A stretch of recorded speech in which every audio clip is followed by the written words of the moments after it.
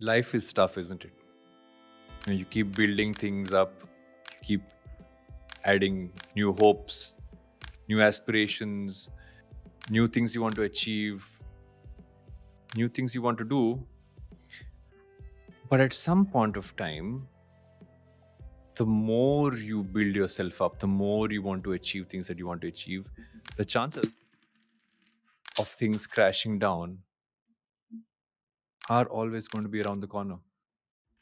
We all went through that, right? We all went through that over the last couple of years. And you think back on the years of COVID 19, and you think about everything that all of us went through, everything that we had to work through, it's like many of us have told ourselves we have chosen to forget, that we've chosen to not deal with what we went through. But it's still there, right? It's still at the back of our heads. And in many ways, the solution to dealing with things that go wrong isn't to brush them under the carpet. Is to truly, in many ways, start building again, start understanding it, start building almost a system of not just how you look at any form of, if things going wrong, failure of of any form of crisis that you might go through in your life. It's also about you making that an essential part of who you are, about how you deal with things and how you move forward with them. It took a lot out of me, I'll be honest, over those years. Would have to be one of those pivotal periods in my life where, you're an entrepreneur, you've built a company, you've scaled it to a certain level, and at some point you kind of think about everything that thought could go wrong, worst case scenario did happen. And specific philosophy really helped me deal with all the things that went wrong. And since 2020 till today, in 2023, I have continued to use those every time anything goes wrong, every time one block falls off from the tower I'm trying to build in my life. And it's all centered around a philosophy that started me on that journey, which is Stoicism. Stoicism is a ancient philosophy that has taught me a lot. It's something which I just came across in the early days of the pandemic, and it became almost a central anchor through which I learned to live my life, and it led me down exploring not just Stoicism but all philosophies, right? All ends of the world and in our country. But that's where I began, and I wanted to share with all of you today 5 core things that Stoicism taught me in the early days of the pandemic and in the years to following that have stayed with me, that have become my essential tools to deal with any scenario where things go wrong, where things don't go to plan, when things go sideways, when crisis hits, when grief hits you, when and all of that. And I want to share that with you today. Welcome to Take a Pause with me, Varun Duggirala. And before I get into these 5 points, I want to make sure you hit subscribe, you smash the bell icon. And I'm going to do this raw. I'm going to do this straight to camera, straight to you, no cuts. If I fumble, I fumble. If things go wrong, they go wrong. Because I want you to get the most real and raw version of how I learned to deal with dealing with things that go wrong through Stoicism.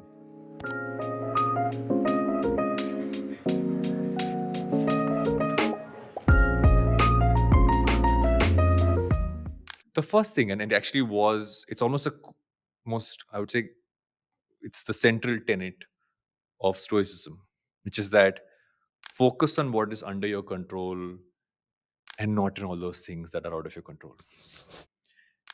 And that's so important, right? Because think about all the things that are going wrong in the world. Think of, if you consume the media, if you are on, let's say, Twitter all the time, if you're scrolling through the news, You see so many things which are going wrong, and you should know about it. But if you only dive deeper into those, if you only dwell into those, what ends up happening is you overwhelm your mind. Your mind is, is in a state where it can't react. I mean, I remember feeling like that early in the pandemic, where I was just like feeling helpless, and feeling like, what can I actually do? And that's when I read this. It said that focus on what is under your control and not on all the things that are under your control. And I started to do that. And I do that till today. Whenever anything affects me, anything happens, and I'm like, I feel like reacting to it, I ask myself this, is that what in this can I control? What in this can I do something about? If I can't, then I need to have perspective, but I should choose not to let it affect me. If I can, then I should. And just bringing yourself down that path calms your mind. It brings you to a point of just figuring a way to flow without feeling overwhelmed by everything that our life and the world throws at us. The second thing, which which almost became one of those pieces I keep going back to in Stoicism, is the concept of Amor Fati. Amor Fati is a concept which basically says that we need to accept whatever fate throws at us. If fate has failure in store for you, if fate has grief in store for you, if fate has you know you hitting rock bottom in store for you, if it has anything negative that can happen to you in all the world happen to you, you use that as fuel to the flame that makes you rise up again. Because when you look at anything that happens to you as something that is pushing you down, and you only dig into that emotion, you are going deeper down that rabbit hole. But if you say, no, this is fuel, this is giving me an opportunity to progress, it's giving me an opportunity to choose a path right now, it is the fuel to my fire, then no matter what goes wrong, you will find a way to you know really understand how you can move forward. And think about it, right? Think about that fire. I want you to visualize that fire right now. If you're watching this on YouTube, or if you listen to this on podcast, I want you to close your eyes, and I want you to imagine that fire. I want you to imagine that fire filled with all the things that have gone wrong with you. And I want you to right now start adding all the things into it. See that fire growing bigger and bigger with everything that has gone wrong. And then realize that it's that flame that's lighting up the world around you, that is fueling that engine of the train of your life. It's that fire that is allowing you to fuel up that rocket ship that is going to be your life. You are going to lift off because of that fire. If you look at it that way, and if you don't curse your fate, you embrace it, you almost give it a big hug and say, I know this has happened to me. What can I do about it? How do I move forward with it? And there's this there's this there's this ancient story. Um, it's a story which um, I read in my deep dive into Stoicism, which is, there was an ancient king, and the king realized his people had become lax. They stopped showing drive. So he goes to one of these main paths leading to his kingdom, and he places a huge boulder there. And he notices the fact that everybody who passes by that rock is either cursing it and trying to go from the side. Someone just tried to push it once and gave up. Nobody really gave a full hearted effort till one person came in, takes a big stick and pushes it aside, And what does he find under that rock? He finds a bag full of gold. And Marcus Aurelius talks about this, right? Marcus Aurelius is arguably the greatest Stoic philosopher. He was king of the world. And he says that the impediment to action advances action. What stands in the way becomes the way. Something that is stopping your action, something you believe is the biggest roadblock in your life, could actually become the most important path for you to move forward, for you to progress. So you got to treat any impediment, any roadblock in your life, like saying, one second, I can either sit here and curse it and say, oh, I have this roadblock in front of me.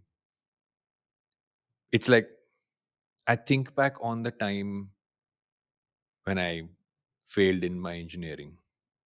I was in my second year of engineering and I had to give 24 papers, eight of which were for that semester, and the rest of them were backlogs I had because I had failed a lot of subjects. And I had to pass a majority of them to even progress. It felt like a roadblock, felt impossible to do because I had not passed even like 5, 6 in the last semester. And suddenly I had 22 to 24 papers to pass.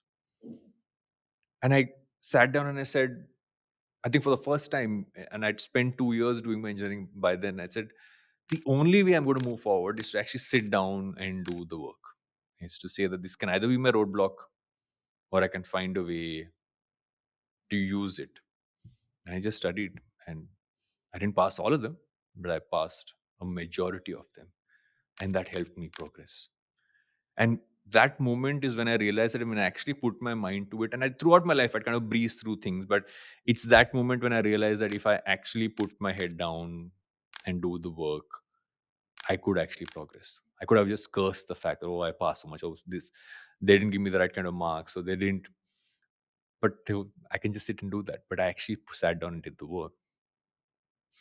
Years later, um, you know, I remember in one of my um, first jobs, there was a point of time when everything that could go wrong did go wrong. And I sat myself down and said, either I can sit here and say that, oh, everybody doesn't understand me, nobody gets me, because I had made a show which had not done well. Um, and I said, okay, what can I do about it? And I realized that it showed me the path. It showed me the fact that I was trying to do something in that show, which was not something I truly wanted to do, something I believed other people wanted me to do. I had chosen something which wasn't my path. It showed me another direction to take. When I go back to every strong choice that I've made in my life, it's been me choosing basis the environment I was in. So whenever you feel something's an impediment, don't think of it as an impediment. Don't think of it as a roadblock. Think of the fact that it's maybe showing you the right path. It's showing you another direction you need to move in your life. And when something goes wrong with us, we all have a tendency to react, right? You want to lash out at people. You want to shout at them. You want to show anger. You know, you want to do all those things because your mind is instantly telling you that you need to react. But if you choose in that moment to take a pause, to sit down and sit with what you are feeling, soak that in, understand it. It's tough. It is very tough when you're going through something very emotional for you to not react. But if you choose to say, I will not react right now, I will sit with this feeling for some time. I will let the surge of emotion pass, that initial surge. And then I will try to understand it. And the more I understand it, what I will do is I will respond. Because the difference between reacting and responding is that responding is done after thought, reacting is done with emotion. And while we can all react emotionally, if we choose to sit with it, it's not like I'm not saying you shouldn't show your emotions, you show your emotions, but reacting is almost it in the long term doesn't serve you. But responding, saying, this is what has happened, this is how I feel about it, This is what has led to it. This is how I understand the situation I'm in. And then you respond, you find a way to do the most crucial thing. And that is actually my final point, is that, I was watching this TED talk by Nora McInerney, and she talks about moving forward versus moving on. I mentioned moving forward a few times in this episode. And there's a difference, right? People always say, move on from this. And when you say move on from this, you're either expecting someone to forget what has happened, or you're expecting them to, just sweep it under the carpet and never go back to it again. But you can't. If something has happened to you, then it has happened to you. It is a part of your life, it is a part of your journey. You cannot let it go. And so, if you choose to move forward with it, which means that you have actually done what I spoke about earlier, you sat with it, you have spent time to understand what has happened, to whichever level you can. You've spent time to not hide the emotions, feelings, everything else that is come with that. And then you say, no, this is now a part of my life. This has been a part of my journey. I'm now moving forward with it. It is in my backpack as I take my next step, as I'm moving ahead in my journey.